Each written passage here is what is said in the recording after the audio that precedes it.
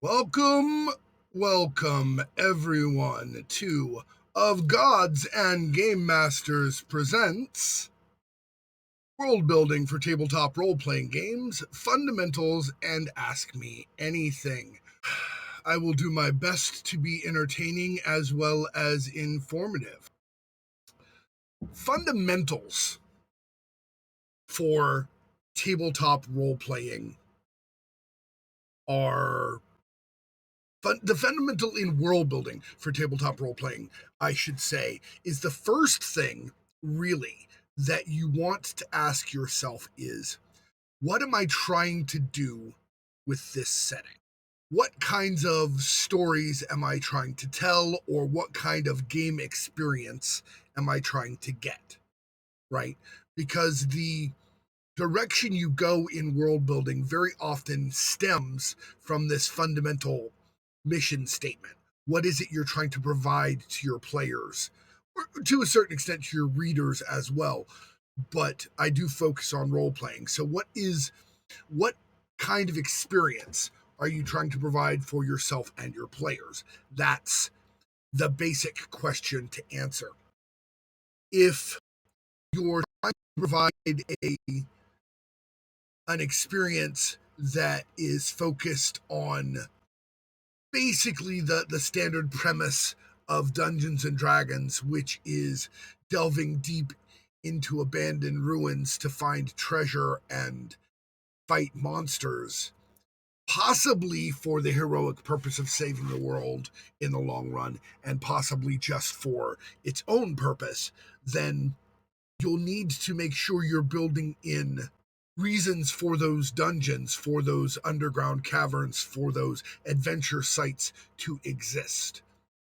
If you're looking for a setting for a role playing game where your characters are involved in a great deal of intrigue and social manipulation and things, then you're going to have to work out your factions, your social groupings, the rules of the society that they're functioning under, because without those rules, they don't have a box to play in or and a box to think outside of.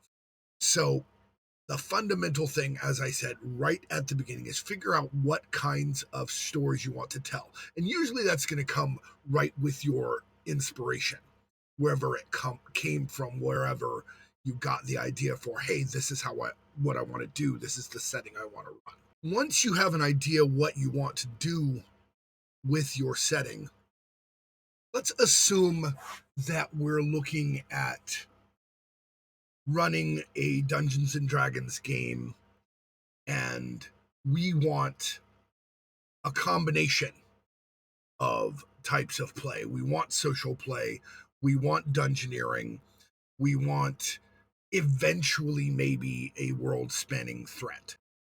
One of the other questions that is fundamental to your world building is deciding whether you're going to build that world from the top down perspective, from the macro to the micro, from the big stuff like the nature of the world itself and the size and shape of the world and the gods and the mythology, and work your way down, which is a way I like to do it simply because I tend to build big worlds.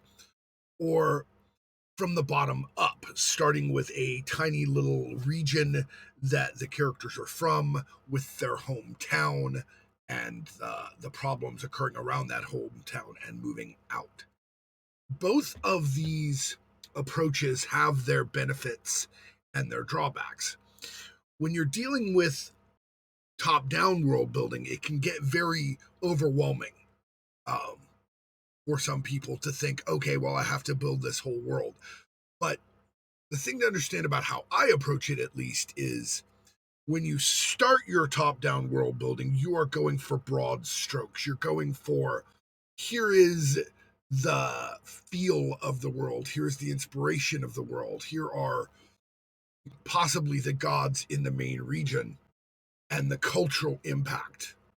One of the easiest ways to do that, of course, is, as I pointed out in my article and videos, world building gods, filing off the serial numbers is to take a selection of the gods you think are really interesting from a number of different real world mythologies, port them into your world in a mishmash, and then file off the serial numbers so that uh, you're not directly calling out a deity that someone may feel, super close to or something, and you can just use those concepts of the deities as inspiration for your own.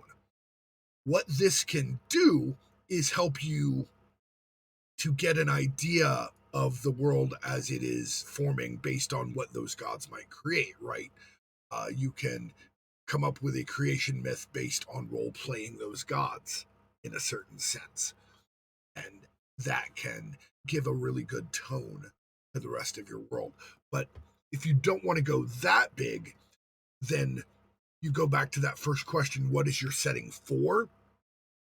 And at the macro level, even if you're going to primarily start at the micro level, you probably want to think at the macro level for a couple of things.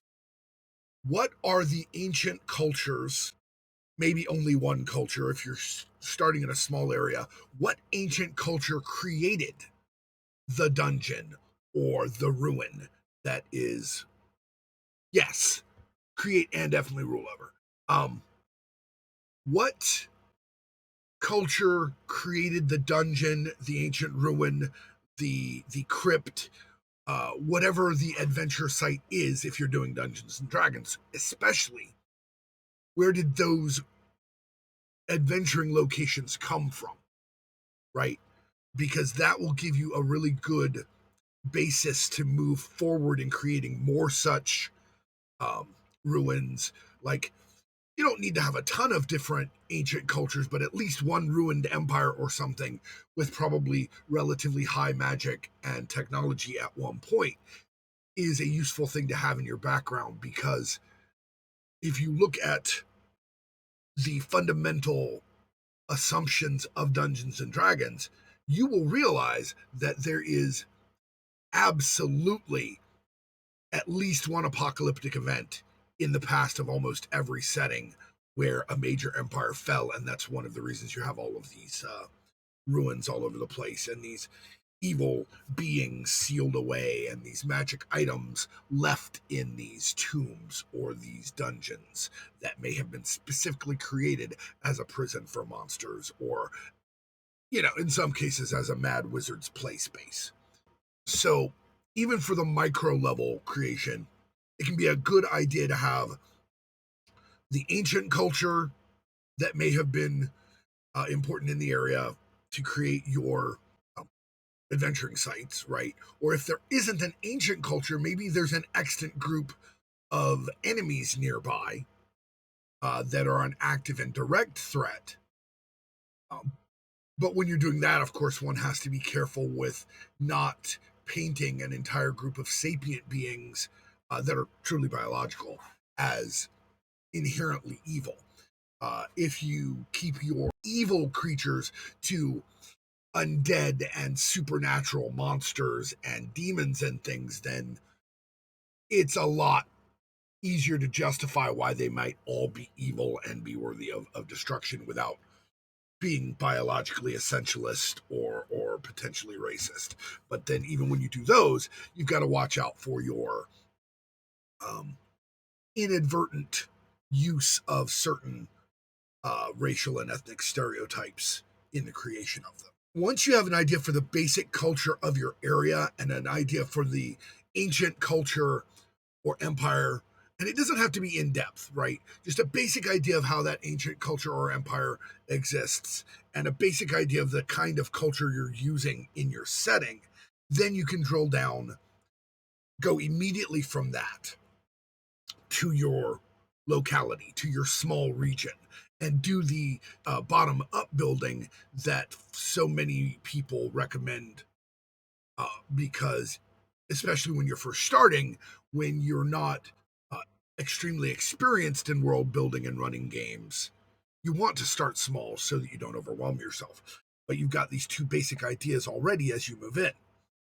Um, when it comes to the culture in your area, do not be afraid to borrow from the real world. But when you do so, own that, research that culture, and be respectful of it. If you just try to throw together a hodgepodge of generic fantasy culture, then what you're actually going to end up doing probably is one, you're going to be extraordinarily Anglocentric because that's what we see the most of. Or two, you're going to draw from other cultures, but you're going to do it unconsciously and possibly disrespectfully. You're better off intentionally drawing from a culture that you've taken the time to study and understand. That sounds a little daunting, but you don't really have to go super in depth to be respectful. I recommend going in depth because you can learn so much from history and mythology and cultural studies that can inform your world, but it's certainly not necessary for your earliest ones, especially if you're, just trying to entertain your own table. Once you have those basic notions of the ancient culture that produced the uh, ruins, etc., and may have produced the major threat if it's an ancient undead threat or something somebody summoned or whatever, then all what you absolutely need at that point is to start with a single settlement, um, and expand to the region out around it. Tiny nuggets of things from all over real world history, mythology, and culture can enrich your world in very big ways. And it's one of the reasons for all the world building prompts I put on YouTube and um, TikTok for people to use as inspiration. You don't have to answer every single question that I put out on TikTok or YouTube, but the ones that spark an interest in you, the ones that resonate with you, if you answer those, they add enrichment to what you've got going on. So I have an entire video on world building via settlements and um, a game master tip article that focuses on what you need for your to run for your first session and what you have to have world built. Both of those are available on my website, and the world building via settlements, of course, is on my uh, YouTube as well. But it really comes down to some very basic things. You need the settlement because it is the social hub. It is the thing that connects the player characters to their world. And in many cases, if you can manage it, get as many player characters as possible to be from that settlement so they feel connected to it. In that settlement, you're going to need, at the very least, the center of the social hub, what um, video games use as their social hub, a single space where you're most likely to meet a whole lot of people. And that's going to either be primarily your tavern slash inn. You're going to find those in any actual settlement that's bigger than a hamlet, right? As long as it's a village or bigger, you're going to find an inn and or tavern. And even in some hamlets, you'll find those. Um, they act as a social hub. They act as almost the de facto town hall. That's where people go to get news. That's where people go to get help. So it is actually, as I've pointed out many times before, although starting in a tavern or in an inn is super cliche, it's super cliche for a reason, right? Have that thing built because people will go there for their information. They will go there for help. The most common um, de facto mayor in a town that hasn't actually elected one is the innkeeper or tavern keeper, followed closely by the miller and sometimes by the blacksmith. Speaking of blacksmiths, that's another guy you're almost certainly going to have um, in any village worth the name. And that will be somebody you can get stuff from. Although I will point out that very few blacksmiths will be weaponsmiths or armor smiths. They will be blacksmiths. They might make arrowheads and spear tips, but they don't probably know how to make armor. They probably don't know how to make a sword. Unless, of course, you decide, hey, this guy is an ex-adventurer, or he used to be an armorer for a big noble somewhere and came to this tiny village to retire. in which case you may know how to make these things, but he doesn't generally offer them for sale. The other thing you're going to want to have in this little town is some location, some probably a structure, a place of worship. You're going to want your church or your temple. And that's why it's a good idea to have at least a basic idea of the kind of religion um, that you are having in your setting. Because if it's polytheist, if there's a lot of gods, all of those gods are actually going to be represented at this one temple. It's probably not going to be like it is in D&D where you have, it's just the Temple of Lathander. That's not how polytheism actually works. You might have a primary god that they worship more than any others in that temple. Like if it's a small agricultural community, they might worship the god of harvests, right? In terms of um, Greco-Roman myth, Demeter or Ceres would be super important in a small agricultural town. And she might have the central statue and the main area of the temple. But there will be, at the very least, shrines, if not full-on worship areas to all of the major deities and some of the minor ones who are appropriate to the settlement you're making. So one of the things you ask yourself about that settlement is this an agricultural town? Is it a fishing town? Is it a fishing town on a river, or is it a coastal town? Is it a trade town? Is it a mining town up in the mountains? Right? Each of these is going to have a different character to them. And when you combine that with your overall idea of what the regional culture is like, you get the feel of the town, which can be in many ways much more important than the specifics. Because it gives you an idea of what the people there do for a living. Now, that's not to say you could also have a town that's primarily hunting and forestry and wood gathering and the rest of that. That's not to say that in larger towns they may not be some combination of these things. You might have a town in the mountains, but right by a river, so it does fishing and has a water mill, right? But it also has these big woods nearby that they hunt and log in to a certain extent. And it will have at least some fields, even if it's not primarily an agricultural town, it'll have some fields to feed itself with. Towns in the pre-industrial period, unlike cities, towns provide for themselves.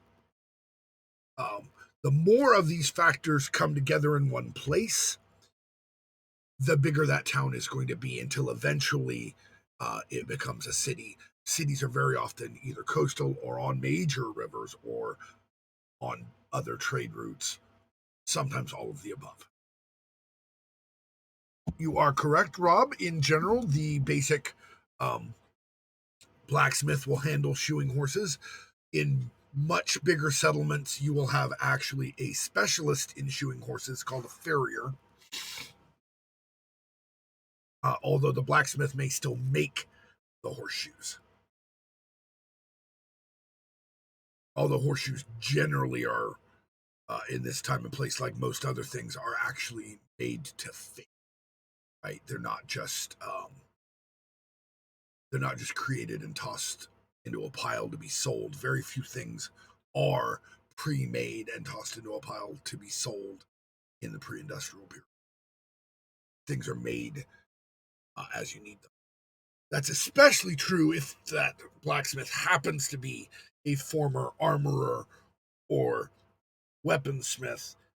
You will go to them and go, hey, I need a sword, or hey, I need this armor. Armor, in particular, other than chainmail, chain hauberks, which are a general size, almost all other armor is fitted to the person and will be custom made.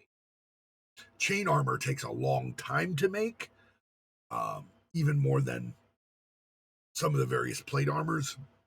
So That's something to keep in mind. And is why that would be something they might have on hand already because it takes so long. Again, only if they happen to have been an armorer or smith old days. Right, because if your armor doesn't fit you, you can't move in it well, and it won't protect you properly because it'll leave gaps in strange places. But so to review, even if you're starting from the bottom up, you need two macro things, which is what is the culture of the area you're working with, and what is the culture of the ancient empire, or at least one ancient empire, to provide your dungeons, etc. Then you go into your town, which you're going to want to have probably like 500 people, at least enough people so that it has a tavern / inn, a blacksmith, and a church. And again, these temples are going to be polytheistic. You're going to have whatever major religion, unless it is a monotheistic religion that you're using, whatever the major gods of the religion are, will probably all be represented in this single temple.